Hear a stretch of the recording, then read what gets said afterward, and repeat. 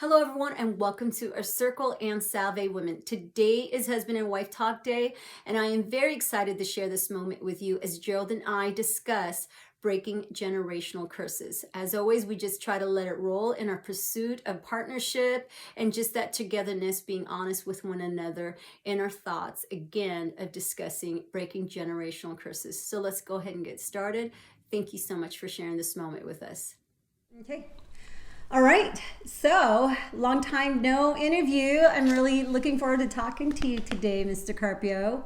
You ready? Absolutely. All right. So, our topic of discussion for today is breaking generational curses. Okay. And so, our first question, just going to be straight to the point, simple 3 questions. First one is, what is a generational curse to you?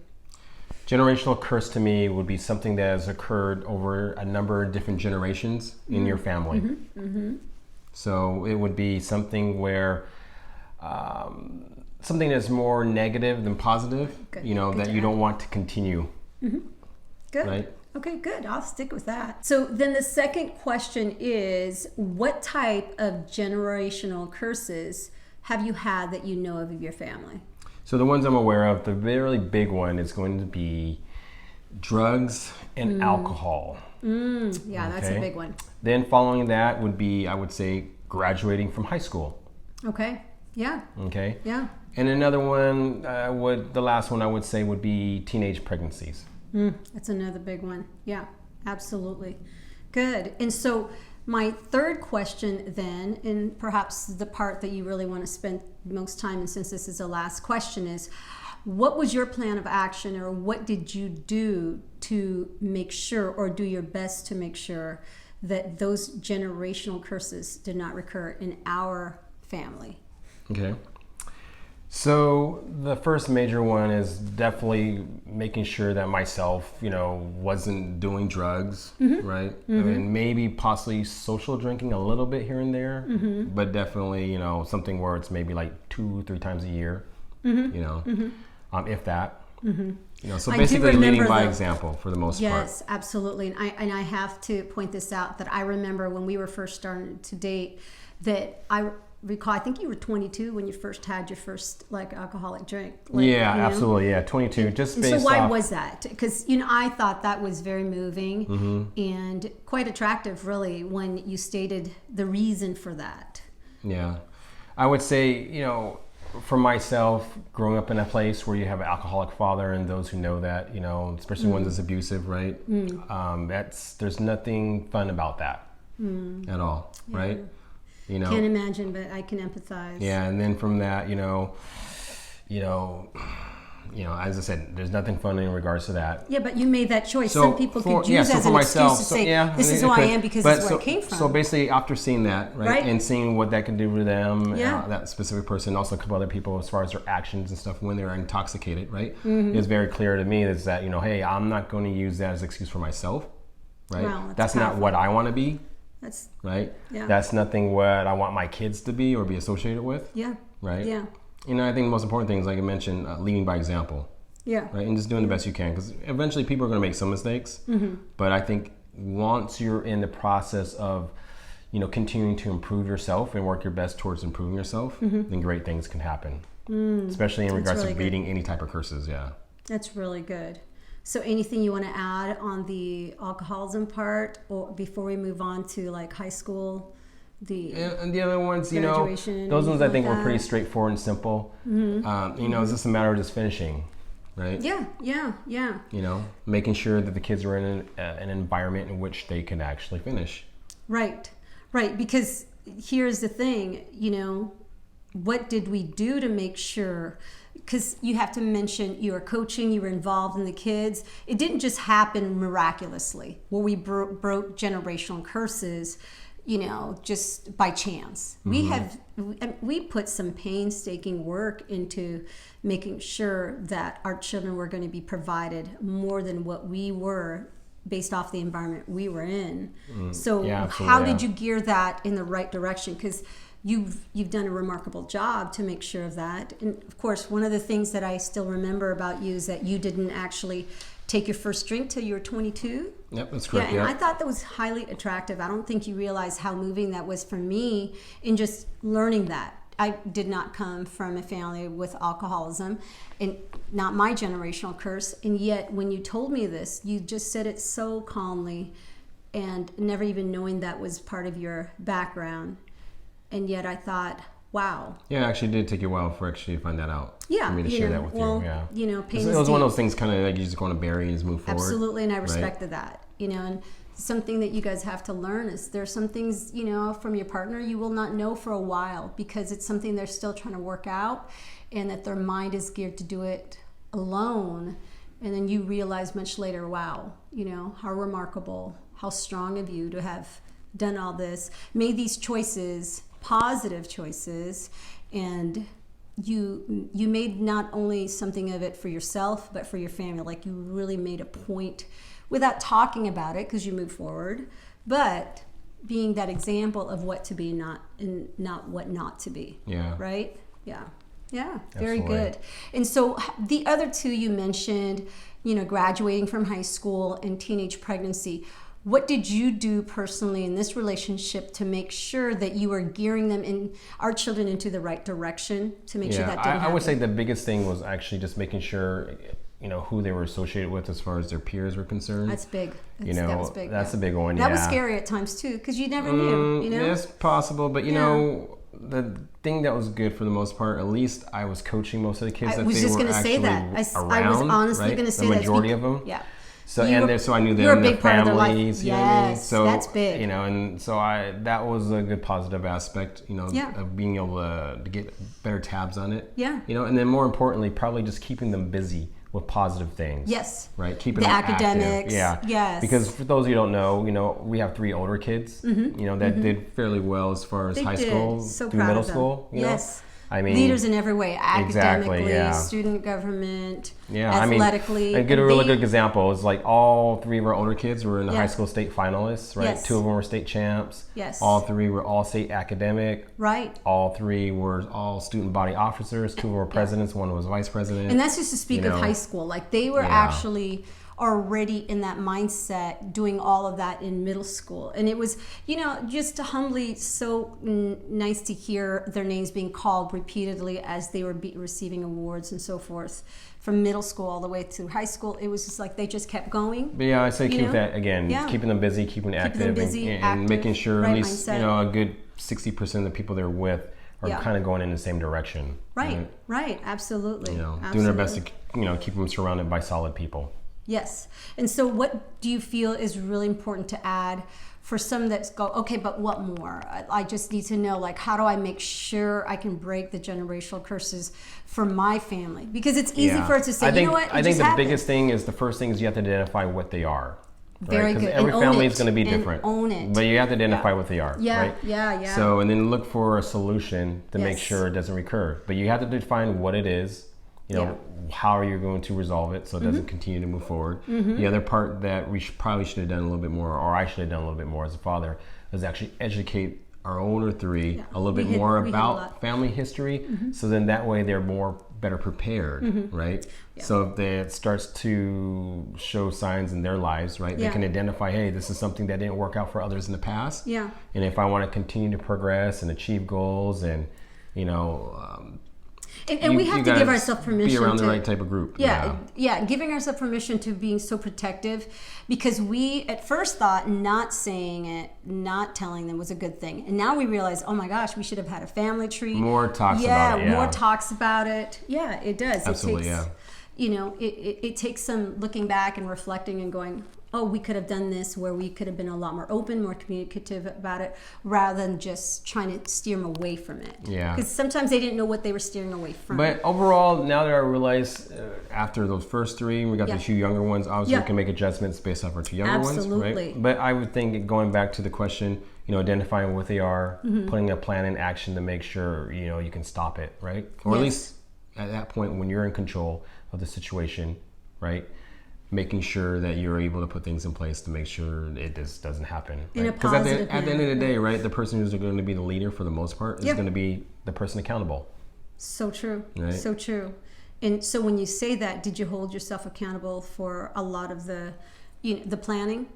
Are you saying that? Or, As far as which point? Specifically towards that? Yeah. Because it seemed like It all based on priorities, right? But when I look back now, I really have to give you, the acknowledgement of that, because in your mind, you quietly worked that out. You knew that you made a choice not to drink and not to obviously be, continuing to even like have that in the mindset of, okay, socially once or twice a year. And you did so well, with that. And everything else, academically, me focusing on the academics, you focusing on the extracurricular. I mean, it was a teamwork for us.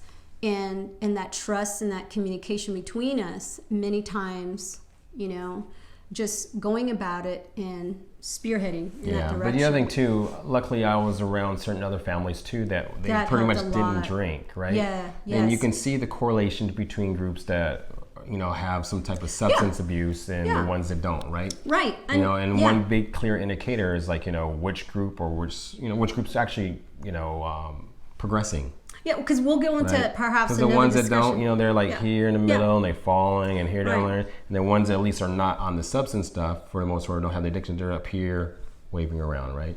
Yeah, but you mentioned that back in your break-in days because, also when you start to see certain groups, that were going in a direction, absolutely. You made that choice. Definitely you go, in my, hold on. the B-boy days, right, there was definitely a group where, one started to do drugs and so forth. Yes. And then that was big. The group That's that didn't, a big thing to point out. I kind of already knew where that direction was kind of going. But and unfortunately with those people, some of them ended up in jail, some ended up dead. Yes, and that's but sad. seeing other relatives, Right. on drugs before and alcoholic and so forth. You just knew where it was going. It's a real clear indicator that was something that I wasn't going to be associated with because I've already experienced it, not from a personal standpoint of actually having the substance, but what it can do to people and the people around you, right? And the negative effects it has in regards to that. Yeah, but you were intuitive at that point because you'd seen it already. And, again, having to point out that ultimately at the end, it's a decision that you've made. Because some people have continued that on from one generation into another and then saying, this is who we are. Behavior. Yeah, and this is how it is. And so they believe that everyone else is like that too. Those are the worst type of situations. Yeah, that is because there's not going to be any change unless you see that there's a problem. And so that is the part, like you said, naming it. Well, I said owning it. Identifying it.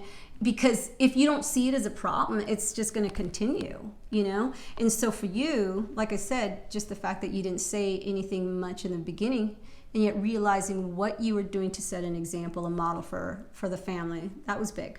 Yeah. Anything else you want to add? Nope, that's all I have. Okay. Well, thank you for your time. You're welcome. I look forward to talking with you next time. Next time. Thank you. Have a good day. Have a great day, everybody. Bye-bye. My turn. So there's really not much for me to add except for one generational curse that I believe I really have worked very hard in my family not to continue. And that is the state of mind of hopelessness. And so for Gerald, he was very poignant about all the many things that he focused on, and making sure that it would not repeat in our family. And many of those things that we do, we hide because, pain is deep. And in a relationship, sometimes you don't even realize what your partner is working toward, if never, ever repeating until you progressively see the outcome of it, where then they are comfortable enough to return back and reflect and say, okay, these were the things that I never wanted to repeat, and I'm grateful that it has not repeated. So, it's fantastic when you get there, and you keep working at it. And again, sometimes you're doing it silently. So for me, it was really the state of hopelessness. Now, as Gerald had stated, we have 3 older children and we have 2 younger ones. And for me, it was more of, maybe I didn't always do it in the way that I could have, because sometimes, you get in a state of panicism where you know where it's leading and you know where it went with the family members that you had. And so sometimes in your, it's a strong word for me to say, but in your fear of thinking that this would repeat, you're working towards the opposite, right? Telling, your children what they need to do. And they may not understand why you are so passionate about a certain direction. And again, when pain is deep, it's not as if you're going to say, these are the things that I don't want you to have to, repeat that I have seen in others. Because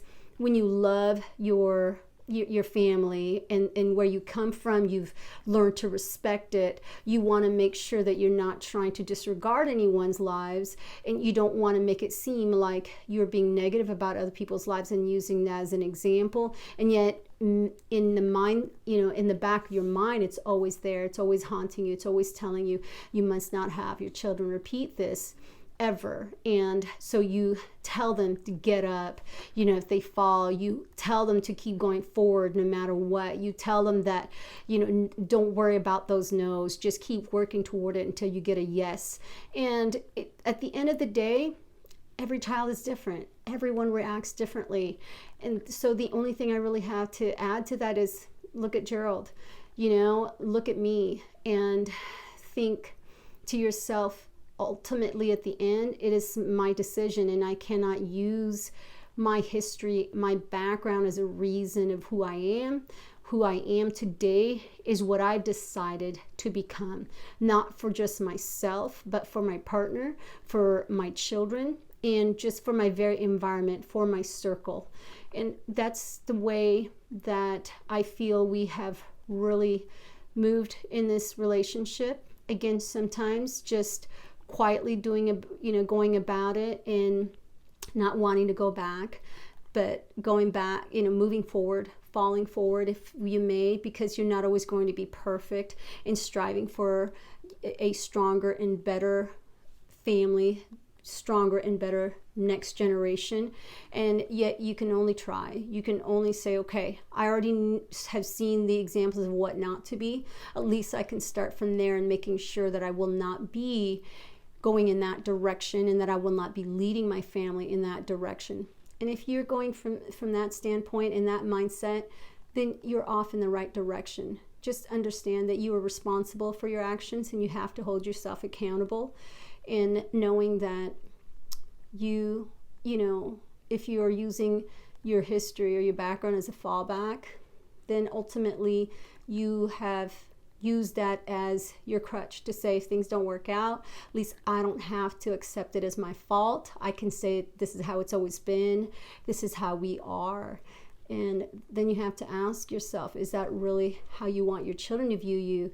As if you don't have your own mind, you don't have your own perspective in life, or that you haven't made the decision on your own to decide what is best for your family.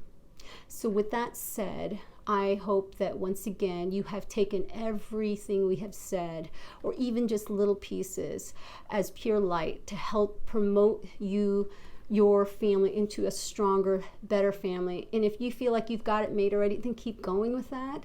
Hopefully we've empowered you, saying you're going in the right direction, and just go with it and flow with it and keep loving, and keep embracing life and all the many things that it has to offer. No matter the challenges, you'll be fine. Stick with that circle, keep it together, keep it strong, no matter what. Again, love your family, love everything that you have promoted in your circle. Don't worry about anything else. Just focus on what you can do, what you're able to do, and what you have control over, because at the end of it, that family is going to be always one. And there's going to be some parts where you're going to be weeding. Don't worry about it. It's still your garden. It is still your garden. No matter the weeds that come in, you will still have your roses at the end. So in the words of my mother, God bless us all. Keep being you. Keep loving you. Just keep on with your family and progress in the direction that you have planned for them. Have a good one, everyone. We'll see you next time.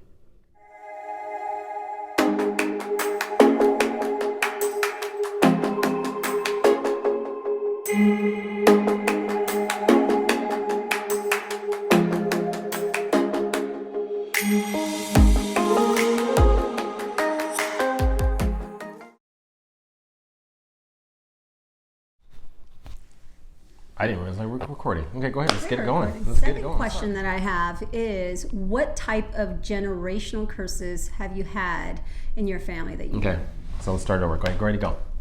Oh, All right, I was go. asking already. I'll start over.